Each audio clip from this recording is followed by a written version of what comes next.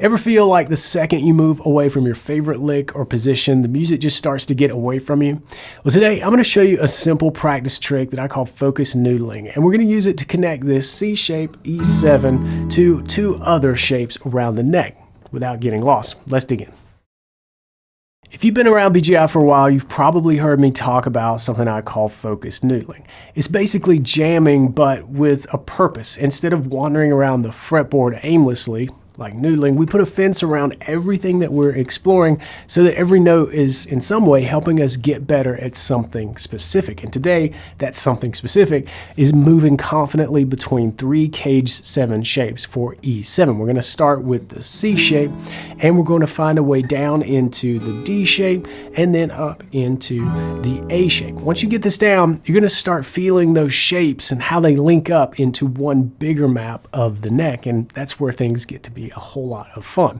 But if you really want to make this click, you're going to need to see these shapes and how they fit on the whole neck. Otherwise, you're just kind of guessing at where the notes lie. And that's why I put together the Cage 7 map in the Fretboard Toolkit. It's free, it's linked below, and it's the exact diagram that I use when teaching the system. So you can grab it now so that you can follow along today and even keep building after we're done here. All right, let's put this into action, starting with the C shape E7 and finding our first pathway.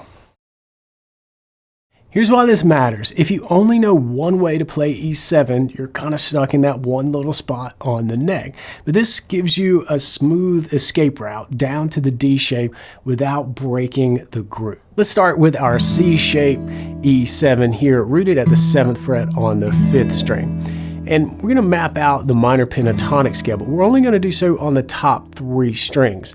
It's good to focus our efforts, plus this is really fertile ground for creating licks and phrases. So let's start with our root of the minor pentatonic scale, which is where the index finger is with this shape. And the next note that we need for the minor pentatonic scale is up 3 frets. That's our minor 3rd. Next note is the perfect 4th, and we're going to find that at the same fret as the root. Just shift up to the 1st string. The perfect 5th is up 2 frets from there. So that's as far as we can go without getting out of this shape. But we need one more note. We need 5 notes for the minor pentatonic scale, so we're going to grab one on the 3rd string. So we're in the lower octave now, and we're going to grab that flat 7 at the 7th fret. Now both of those notes we're in my C shape E7 chord here. And you can see how just these few notes give us access to some really bluesy sounds. Let's do the same thing for our D shape. That's where we're going. Let's use this 3-note version of our D shape E7. 4th fret, 3rd fret, 4th fret, strings 3, 2, and 1. And for the minor pentatonic scale, our root is the same root as before. There it is, 2nd string at the 5th fret. And for the minor 3rd, we're going to go up a string and then drop down 2 frets. So we're at the 3rd fret here. The perfect 4th is as far as we can go, and that's up 2 frets from our minor 3rd. But we can keep going, drop down 2 frets from that root, and we're in that lower octave now, lower than the root, but we get access to that flat 7. One more on the 3rd string, that's the B, the perfect 5th. So we can play all 5 notes, just kind of mixing octaves here.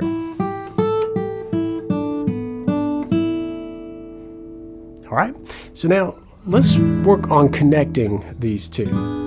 And as I strum through the C shape and the D shape, they're both E7, right? Just different voicings, different collections of tones that we need for the E7. Watch what my index finger does.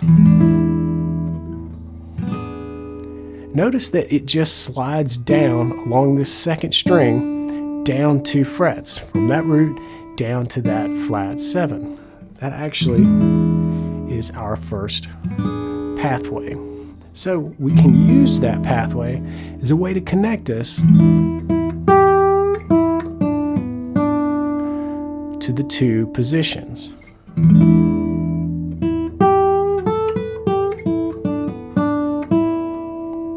So here I start with my C shape, shift down that pathway, and here I'm solidly in my D shape E7. That's my frame of reference. That's what I'm visualizing when I'm in this spot on the fretboard.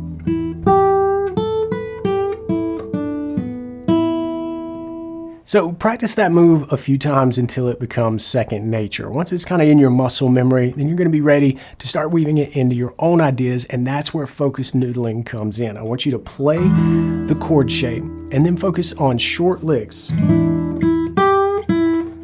that use that pathway along the second string, play through that, and then come back to the C shape. That's the fence around what we're doing here. Keep your ideas loose and free.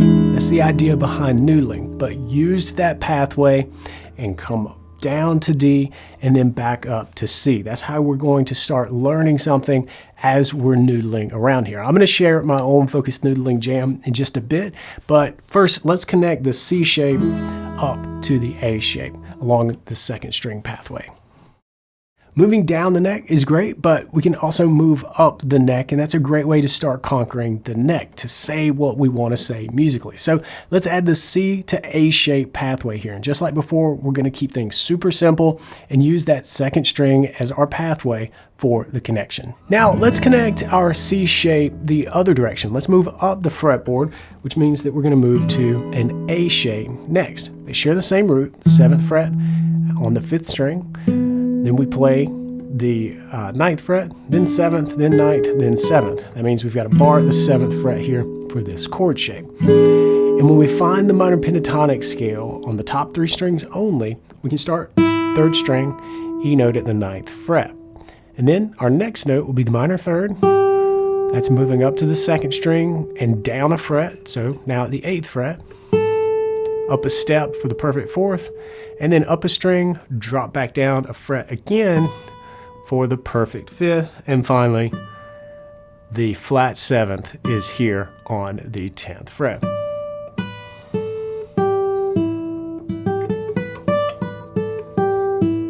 So now we can do the same thing and find our pathway, and we can keep the 2nd string pathway here. There's a simple move that takes us from our C shape E7 with that real bluesy bend on that minor 3rd, right? Keep the root in mind. That makes this the minor 3rd up 3 frets. And we can shift right up that 2nd string. Remember, we can come up to the 10th fret, and then we're solidly in the A shape. But let's take a second to point something out here. Just because we're in that A shape, it really looks nothing like holding this chord. We're going to talk about this later in the example jam, but we don't have to hold the chord to play from the shape. They're related, but we can do ourselves a favor and give ourselves some freedom, some mobility on the fretboard by not holding it on the fretboard, just holding it in our minds.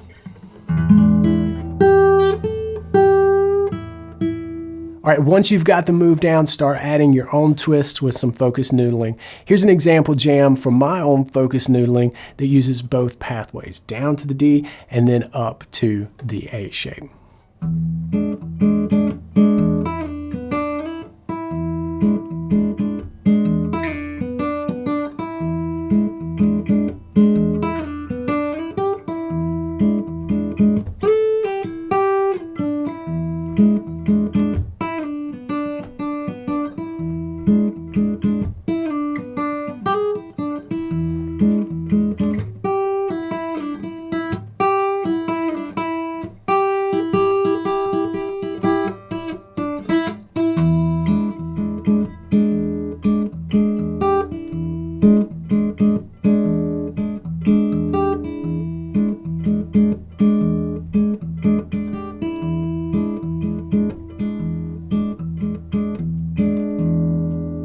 This jam uses the principles we've covered. We've got the cage 7 chord shapes as kind of our home bases with the pentatonic notes mapped right around the chord shape.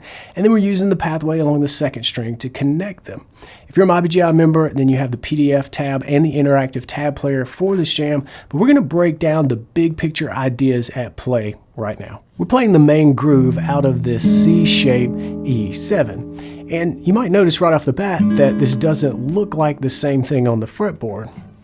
There's our full shape that we've talked about before, but I'm really just boiling this down to the heart of the chord, strings 4, 3, and 2. And I'm doing that because when I finger it this way, that gives me my little finger free, which we're going to use in some of the licks that we'll play, and it generally just makes me feel a little bit more free and nimble on the fretboard so we can play from our chord shape without having to fret the entire chord and being locked down to the chord shape fingers on the fretboard.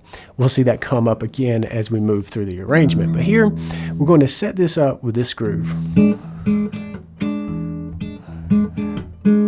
which is just going back and forth between my thumb as the bass, and I've got my index and middle finger locked together and plucking strings 4 and 3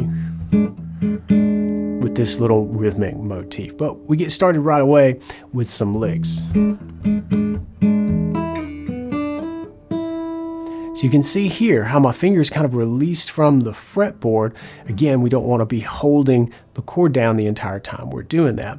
And what we're doing is sliding down into my D shape. Here again, not holding down the D shape, but just visualizing and knowing that those notes are cool for me to choose from when I'm playing some licks. And I did that. Once I slid down, I played that B note from my chord shape.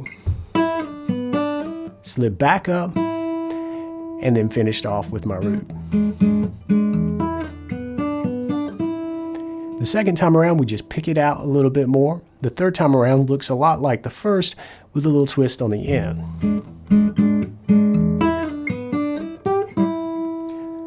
Once we get back to our C shape there, instead of just going straight to the root for the ending, I'm going up to that minor third, right? We know it's there because we mapped it out with the minor pentatonic scale overlay here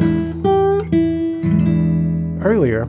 And I'm going to use that minor third, bend it up slightly sharp. You can use your little finger if you want to, and then play that root note there to finish this off. From here,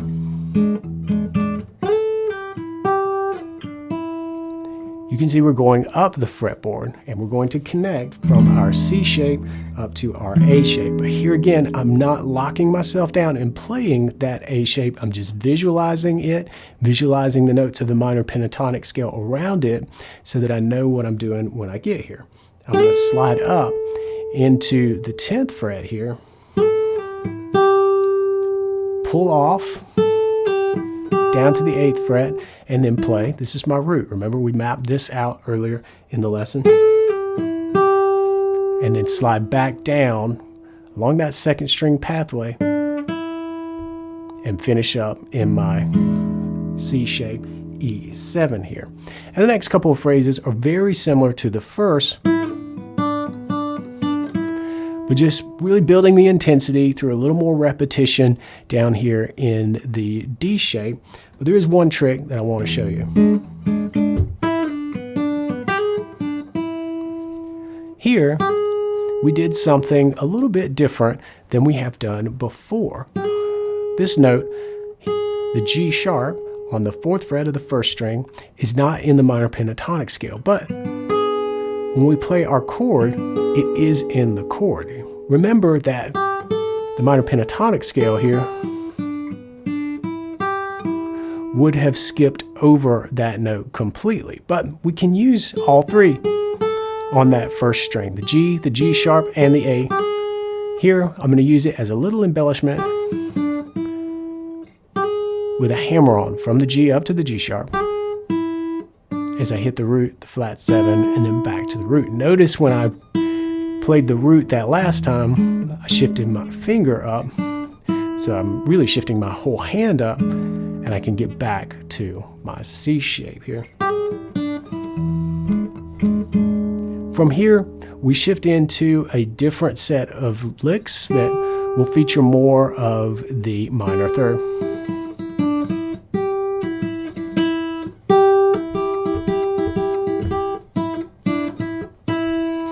playing through a little melody, something like that. But the idea here is I'm staying mostly within my C shape, dropping down into D and coming back. So I'm doing a little bit of moving around just along that second string pathway here.